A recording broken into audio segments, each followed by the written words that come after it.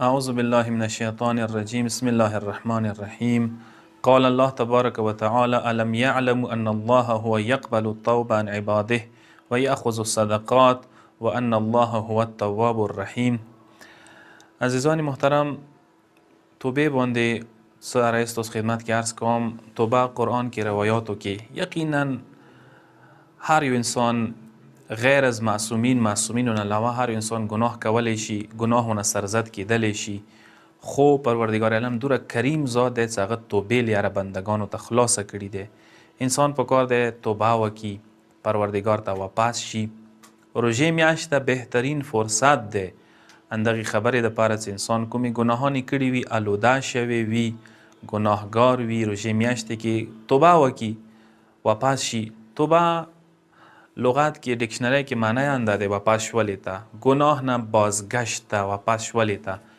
او مطلب دا چې انسان ته توفیق د توبې میلو شي، خدای قبوله کړي. ورنه کسا قرآن مجید کوم آیه ما تاسو خدمت کې عرض کړل دي کې پروردگار عالم یې چې الم یعلم ان الله هو یقبل التوبه عن عباده. خدای خپل بندگان توبې طرف ته بلګي، دعوت ورکوي چې آیا تاسو ته پته نشته دی چې خدای توبې قبلونکی دی، بندگانو نه صدقات خستونکی دی، خدای تواب رحیم دی، یعنی خدای ډیر زیات مهربان دی او ډیر زیات توبې توفیق ورکوي، توبه نه قبلوي. خدای خپل خلکو ته دعوت کوي چې بندگانو توبې دروازې د تخلاصي دي. خاص کر ماه مبارک رمضان کې پیغمبر کرم حدیث دی چې الله افرح بتوبة عبده من الأقيم الوالد ومن الضال الواجد ومن الضمان الوارد.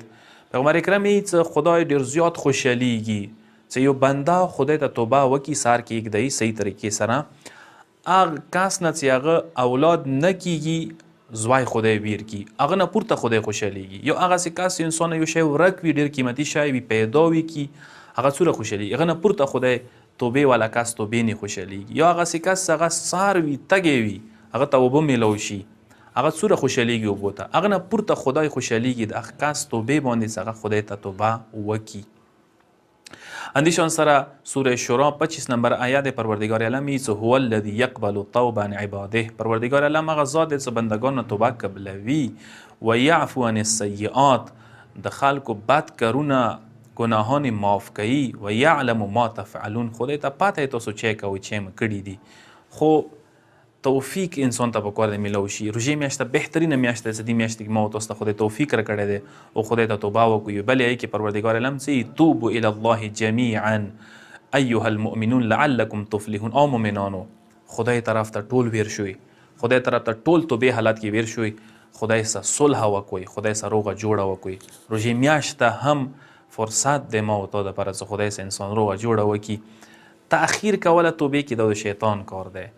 شیطان ما و تا ته یو حربه دی، شیطان سازش دی، یوه طریقه دی، هغه هر یو کس ته صوفه تصفیف ورکوي. تصفیف ویلی چې دغه ته څه ټیک دی، اوس ټایم شته دی، ځواني دی، اوس وخت دی، اوس د خوند خستلی وخت. انسان بالاخره اندغ کې وخت تیر شي، یکدم مرګ، یکدم انسان حادثه وشي، دنیا نه لاړ شي بغیر د توبې نه، آلوده شکل کې. نو کسه قرآن آیه دی چې والذین اذا فعلوا فاحشه، کوم کسان څه فاحشه بد کارونه وکي او ظلموا انفسهم، یو خپلو ځانو باندې ظلمونه وکي، ذکروا الله، او بیا د خدای ذکر وکي، خدای یاد کی، فاستغفروا لذنوبهم، خپل ګناهانو ته استغفار وکي خدای ته. ومن یغفر الذنوب الا الله، پروردگار عالم چو ګناهان معاف کوي شي سوا د خدای نه، الله نه.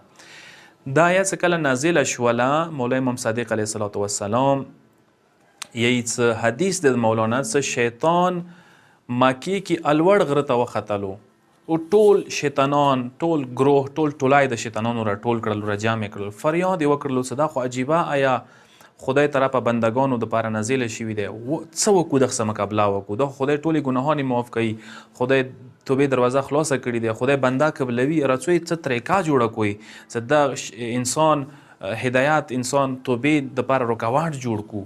نو یې چې یو پاڅېدو یوه لیاره وخیله، شیطان نه که قبوله، بل پاڅېدو بله لیاره وخه، شیطان نه قبول، بل پاڅېدو بله یو کې پاڅېدو هغه یوه لیاره وخیله، شیطان ډېره خوښه شوله، هغه ته وسواس خناس نه هغه شیطان پاڅېدو، ټول نه غټ شیطان، هغه دوی چې ماسې یوه لیاره شته دی. هغه لیاره دا دی چې دې ته بهترین لیاره دا دی چې بندګانو ته، انسانانو ته پکار دی موږ وعدې ورکوو، څه ارزو خواهشات زیاتوئ، وعدې وایو چې اوس ټایم شته دی، اوس ټایم شته دی، اوس وخت شته، اوس فرصت شته دی.